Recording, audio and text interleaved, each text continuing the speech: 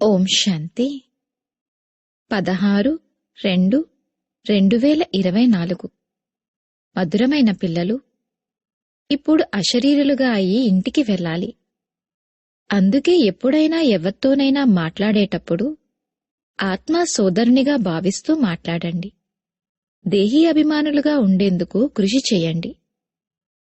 ప్రశ్న: భవిష్య రాజతిలకాన్ని ప్రాప్తి చేసుకునేందుకు ఆధారమేమిటి? జవాబు: చదువు. ప్రతి ఒక్కరూ చదువుకొని రాజ్యతిలకాన్ని తీసుకోవాలి. తండ్రిది చదివించే డ్యూటీ. ఇందులో ఆశీర్వాదాల విషయమేమీ లేదు. పూర్తి నిశ్చయం ఉన్నట్లయితే శ్రీమతంపై నడుస్తూ ఉండండి. నిర్లక్ష్యం చెయ్యకూడదు. ఒకవేళ అభిప్రాయ భేదాల్లోకి వచ్చి చదువుని విడిచిపెట్టినట్లయితే ఫెయిల్ అయిపోతారు.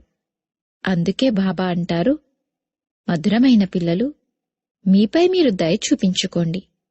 ఆశీర్వాదాలను అడగకూడదు. చదువుపై అటెన్షన్ పెట్టాలి. ఓం శాంతి. సుప్రీం టీచర్ పిల్లల్ని చదివిస్తున్నారు. పరంపిత పరమాత్మ తండ్రి కూడా మరియు టీచర్ కూడా అని పిల్లలకి తెలుసు. మిమ్మల్ని ఏ విధంగా చదివిస్తారంటే ఆ విధంగా ఇంకెవ్వరూ చదివించలేరు. శివబాబా మమ్మల్ని చదివిస్తారు అని మీరంటారు. ఇప్పుడు వీరు ఏ ఒక్కరికో మాత్రమే తండ్రి కారు. మన్మనాభవ మధ్యాజీభవ. దీని అర్థాన్ని ఏమని వివరిస్తారంటే, మీరు నన్ను స్మృతి చేయండి. పిల్లలిప్పుడు వివేకవంతులుగా అయ్యారు. అనంతమైన తండ్రి చెప్తున్నారు, మీ వారసత్వం ఉండనే ఉంది. దీన్నెప్పుడూ మర్చిపోకూడదు. తండ్రి ఆత్మలతోనే మాట్లాడతారు. ఇప్పుడు మీరు జీవాత్మలు కదా. అనంతమైన తండ్రి కూడా నిరాకారుడే. ఈ తనువు ద్వారా వారు మనల్ని చదివిస్తున్నారని మీకు తెలుసు. ఇంకెవ్వరూ ఇలా భావించరు. స్కూల్లో టీచర్ చదివించినప్పుడు లౌకిక టీచర్ లౌకిక పిల్లలను చదివిస్తున్నారు అని అనడం జరుగుతుంది. ఇక్కడ వీరు పారలౌకిక సుప్రీం టీచర్ పారలౌకిక పిల్లలను చదివిస్తున్నారు. మీరు కూడా పరలోకమైన మూలవతనం యొక్క నివాసులే. తండ్రి కూడా పరలోకంలో ఉంటారు. తండ్రి అంటారు, నేను కూడా శాంతిధామ నివాసినే మరియు మీరు కూడా అక్కడి నివాసులే. మనం ఇరువురుము ఒకే ధామ నివాసులము. మీరు స్వయాన్ని ఆత్మగా భావించండి. నేను పరమాత్మను. ఇప్పుడు మీరు ఇక్కడ పాత్రను అభినయిస్తున్నారు. పాత్రను అభినయిస్తూ మీరిప్పుడు పతితులుగా అయిపోయారు.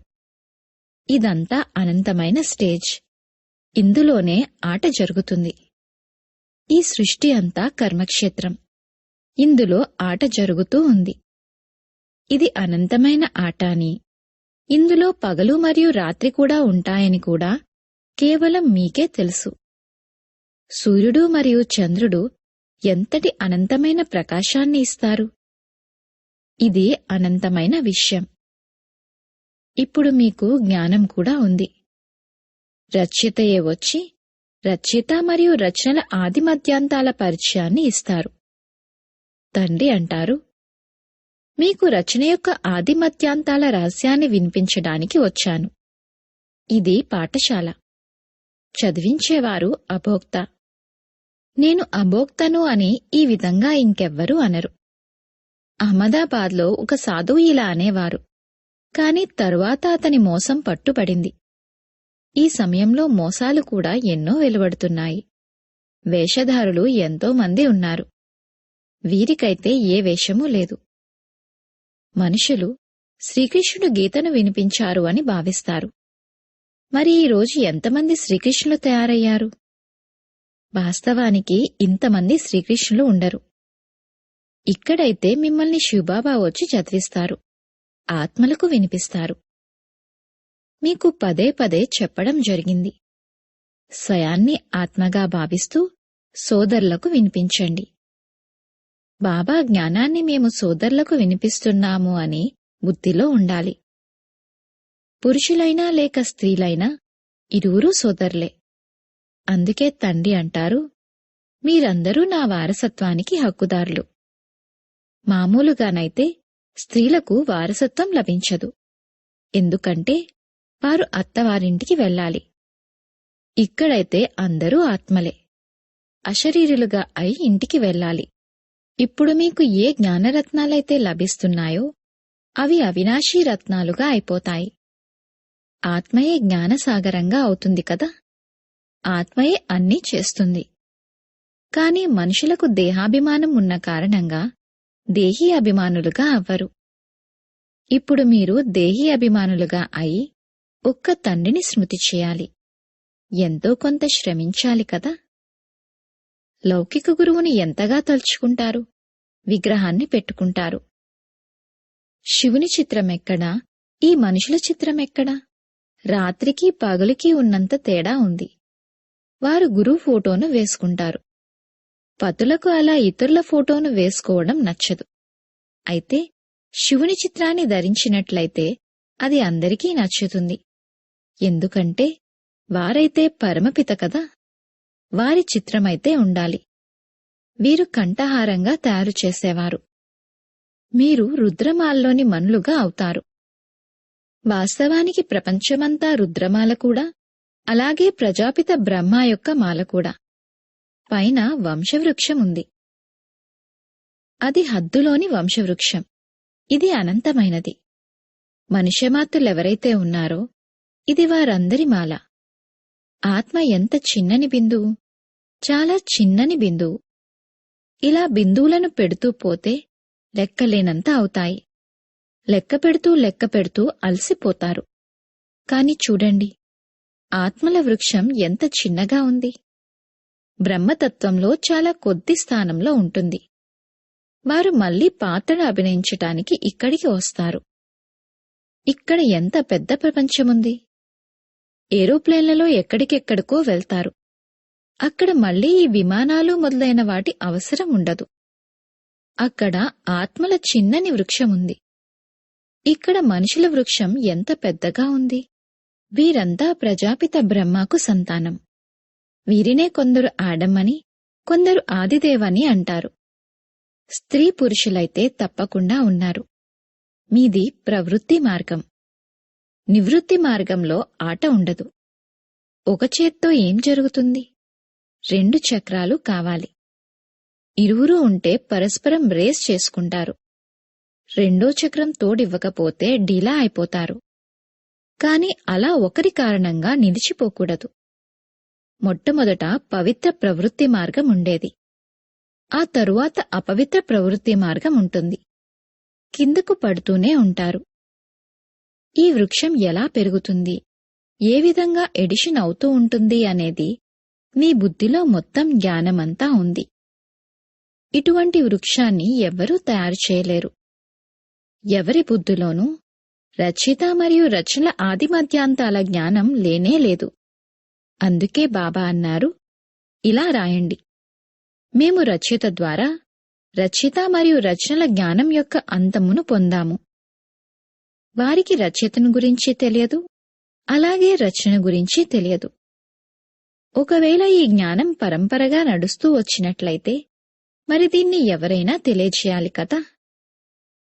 దీని గురించి కేవలం బ్రహ్మకుమార కుమారీలైన మీరు తప్ప ఇంకెవరూ తెలియచేయలేరు.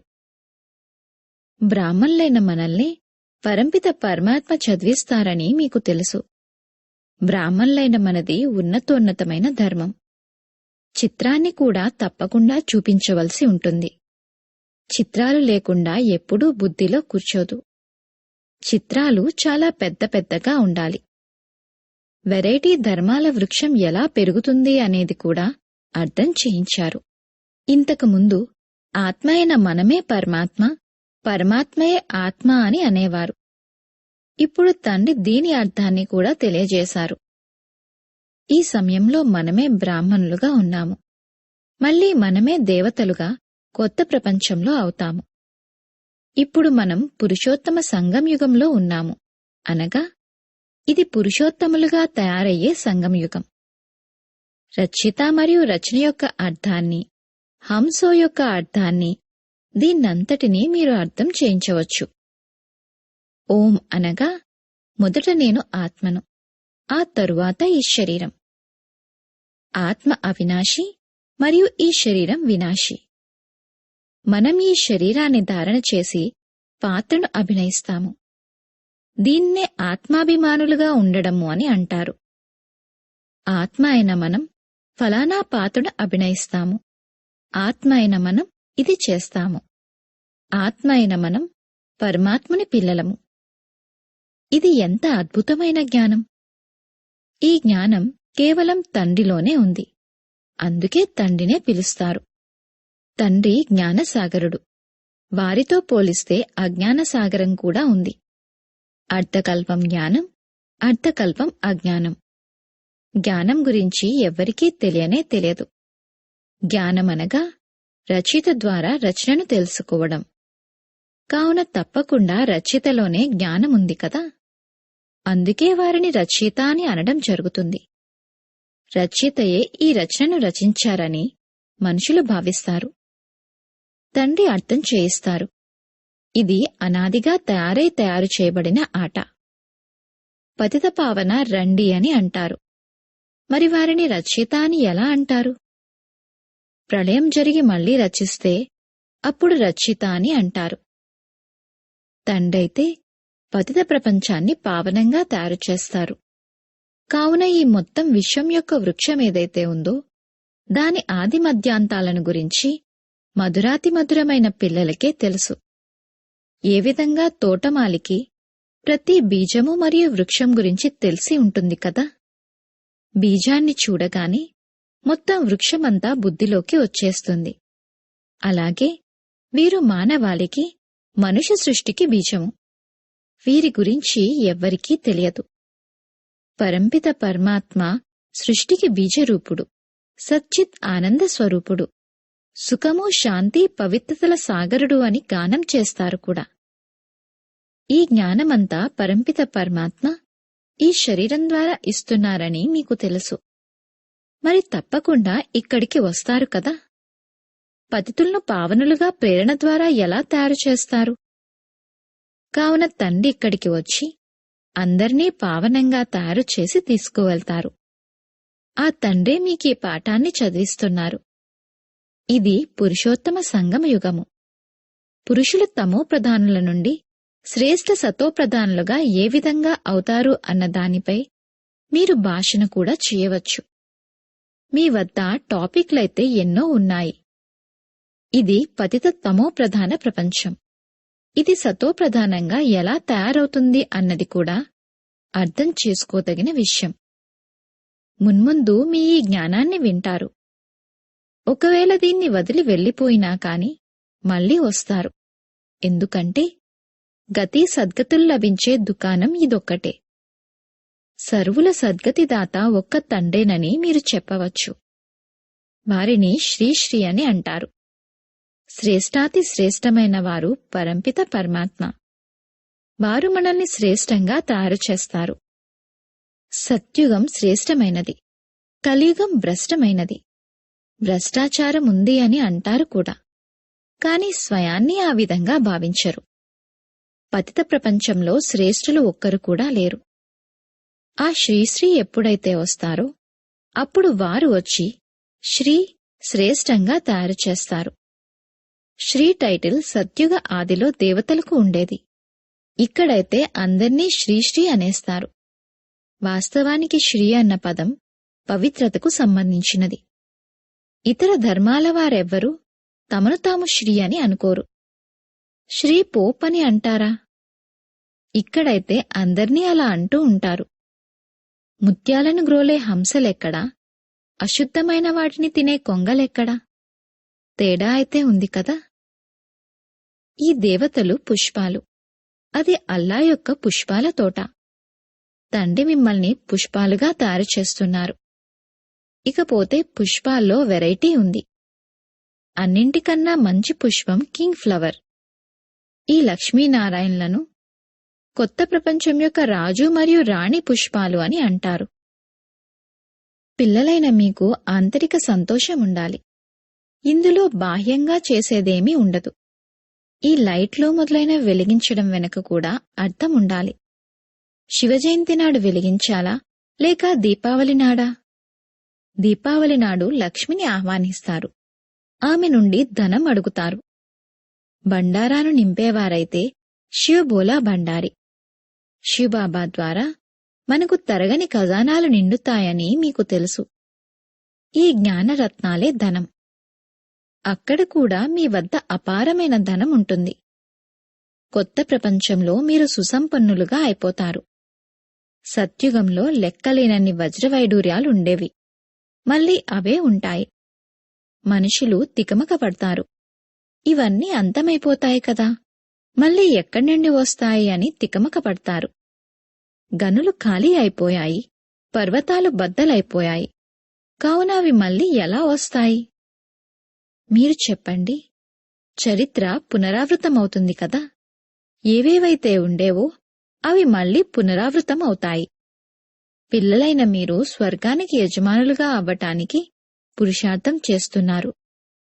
స్వర్గం యొక్క చరిత్ర భౌగోళికం మళ్లీ పునరావృతం అవుతాయి. పాటలో ఉంది కదా, మీరు మాకు మొత్తం సృష్టిని, మొత్తం సముద్రాన్ని, మొత్తం పృథ్వీని ఇచ్చేశారు. వీటిని మా నుండి ఎవ్వరూ లాక్కోలేరు. వాటితో పోలిస్తే ఇప్పుడేముంది? భూమి కొరకు, నీటి కొరకు, భాష కొరకు కొట్లాడుకుంటూ ఉంటారు. స్వర్గరచిత అయిన బాబా యొక్క జన్మదినం జరుపుకోవడం జరుగుతుంది. తప్పకుండా వారు స్వర్గరాజ్యాధికారాన్ని ఇచ్చి ఉంటారు. ఇప్పుడు మిమ్మల్ని తండ్రి చదివిస్తున్నారు. మీరు ఈ శరీరం యొక్క నామరూపాల నుండి అతీతంగా అయి స్వయాన్ని ఆత్మగా భావించాలి. అయితే యోగబలం ద్వారా లేక శిక్షలు అనుభవించి పవిత్రంగా అవ్వాలి. అప్పుడు పదవి కూడా తగ్గిపోతుంది. మేము ఇంతటి పదవిని పొందుతాము, టీచర్ ఇంతగా చదివించారని విద్యార్థుల బుద్ధిలో ఉంటుంది కదా. తరువాత టీచర్కి కూడా కానుకలిస్తారు. ఇక్కడైతే తండ్రి మిమ్మల్ని విశ్వాధిపతులుగా తయారు చేస్తారు. కావున మీరు మళ్లీ భక్తి మార్గంలో వారిని తలుచుకుంటూ ఉంటారు. ఇకపోతే తండ్రికి మీరేమి కానుకని ఇస్తారు? ఇక్కడ ఏదైతే చూస్తున్నారో అదేదీ ఉండేది లేదు. ఇది పాత చీచీ ప్రపంచం. అందుకే నన్ను పిలుస్తారు.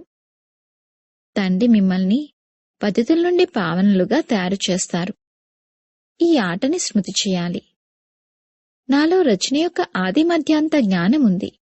దీన్ని మీకు వినిపిస్తాను. మీరిప్పుడు వింటారు, మళ్లీ మర్చిపోతారు. 5000 సంవత్సరాల తరువాత మళ్లీ చక్రం పూర్తవుతుంది. మీ పాత్ర ఎంత ప్రియమైనది! మీరు సతోప్రధానమైన వారిగా మరియు ప్రియమైన వారిగా అవుతారు. మళ్లీ తమోప్రధానంగా కూడా మీరే అవుతారు. బాబా రండి అని మీరే పిలుస్తారు. ఇప్పుడు నేనొచ్చాను. ఇప్పుడు ఒకవేళ నిశ్చయమున్నట్లయితే శ్రీమతంపై నడవాలి. నిర్లక్ష్యం చేయకూడదు. చాలామంది పిల్లలు అభిప్రాయ భేదాల్లోకి వచ్చి చదువును వదిలేస్తారు. శ్రీమతంపై నడవకపోతే, చదవకపోతే ఫెయిల్ కూడా మీరే అవుతారు. తండ్రి అంటారు, మీపై మీరు దయ చూపించుకోండి. ప్రతి ఒక్కరూ చదువుకొని స్వయానికి రాజ్యతిలకాన్ని ఇచ్చుకోవాలి. తండ్రిది చదివించే డ్యూటీ. ఇందులో ఆశీర్వాదాల విషయమేమీ లేదు. అలాగైతే అందర్నీ ఆశీర్వదించవలసి ఉంటుంది. ఈ కృపా మొదలైనవన్నీ భక్తి మార్గంలో కోరుకుంటారు. ఇక్కడ ఆ విషయమేమీ లేదు. అచ్చా, మధురాతి మధురమైన సిక్కిలదే పిల్లలకు మాతాపితా బాప్ దాదాల ప్రియ స్మృతులు మరియు గుడ్ మార్నింగ్. ఆత్మిక పిల్లలకు ఆత్మిక తండ్రి నమస్తే. ధారణ కొరకు ముఖ్య సారము. మొదటి పాయింట్, ప్రవృత్తిలో ఉంటూ పరస్పరం రేస్ చెయ్యాలి. కాని ఒకవేళ ఏ కారణం చేతనైనా ఒక చక్రం డీలా అయితే వారి వెనుక ఆగిపోకూడదు. స్వయాన్ని రాజ్యతిలకం అందుకునేందుకు యోగ్యులుగా తయారు చేసుకోవాలి. రెండవ పాయింట్, శివజయంతిని చాలా వైభవోపేతంగా జరుపుకోవాలి. ఎందుకంటే శివబాబా ఏ జ్ఞానరత్నాలనైతే ఇస్తారో వాటి ద్వారానే మీరు కొత్త ప్రపంచంలో సుసంపన్నులుగా అవుతారు. మీ భండారాలన్నీ నిండుగా అయిపోతాయి. వరదానము: తండ్రి నుండి శక్తిని తీసుకొని ప్రతి పరిస్థితిని పరిష్కరించే సాక్షి దృష్టాభవ. అతి తర్వాతనే అంతం జరుగుతుందని పిల్లలైన మీకు తెలుసు. కావున అన్ని రకాల అలజడులు అతిలో జరుగుతాయి. పరివారంలో కూడా గొడవలు జరుగుతాయి. మనసులో కూడా అనేక అలజడులు వస్తాయి. ధనం కూడా కింద మీద అవుతుంది. కాని ఎవరైతే తండ్రికి సహచరులుగా ఉన్నారో, సత్యంగా ఉన్నారో, వారి బాధ్యత తండ్రిది. అటువంటి సమయంలో మనసు తండ్రి వైపు ఉన్నట్లయితే నిర్ణయ శక్తితో అన్నింటినీ దాటివేస్తారు. సాక్షిదృష్టాగా అయినట్లయితే తండ్రి శక్తితో ప్రతి పరిస్థితిని సహజంగా పరిష్కరిస్తారు. స్లోగన్: ఇప్పుడు అన్ని తీరాలను వదిలి ఇంటికి వెళ్లేందుకు ఏర్పాట్లు చేసుకోండి. ఓం శాంతి.